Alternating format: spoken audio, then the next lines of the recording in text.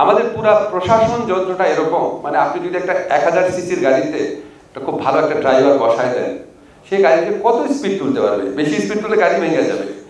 এটা একটা অনেক অনেক অনেক বড় সংস্কার প্রয়োজন, অনেক বড় সংস্কার প্রয়োজন। হয়তো এটা 5 থেকে 10 বছর লাগবে। আমি জানি না কোনোদিন বাংলাদেশে কোনো সরকারগুলো, রাজনৈতিক সরকারগুলো আছে, ওনারা এই দায়িত্বটা অনুভব করেন কিনা। আমাদের পক্ষে ইনিশিয়েট করা সম্ভব, আমাদের পক্ষে শেষ করা সম্ভব না। এটা 5 থেকে 10 বছর লাগবে। এটা একটা অদ্ভুত প্রশাসন তন্ত্র, কোনো কিছু এগোতে চায় না। এটা একটা দুঃখ লাগে কাজ করতে করতে গিয়ে, যেটা বললাম। দেখেন, আমরা না অনেক কষ্ট করে কাজ করি।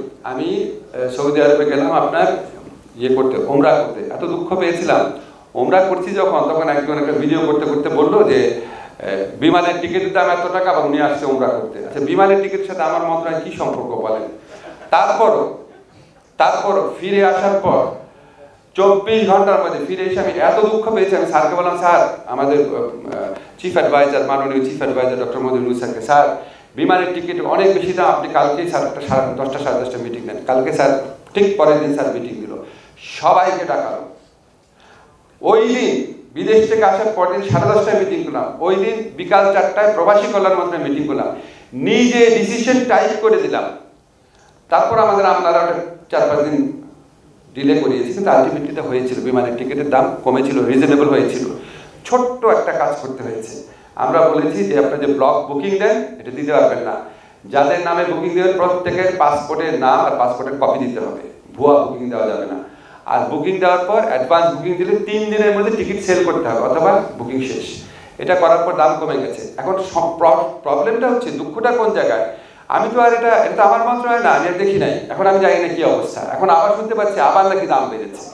শয়তান লোক যারা আছে, শয়তান লোকরা করে কি, একনিষ্ঠভাবে লেগে থাকে দাম বাড়ানো, দুর্নীতি করার জন্য।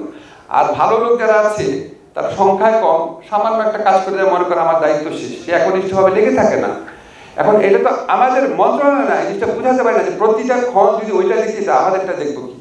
তা আমরা এটা নিয়ে বসবো, তো এটা নিয়ে চিন্তা করেন না, বসবো। পাসপোর্টের কথা তো লুথু ভাইয়ের মুখে শুনলেনি, আমরা একসাথে বসবো, রিজলভ করবো, কিন্তু আবার এই সমস্যা হবে।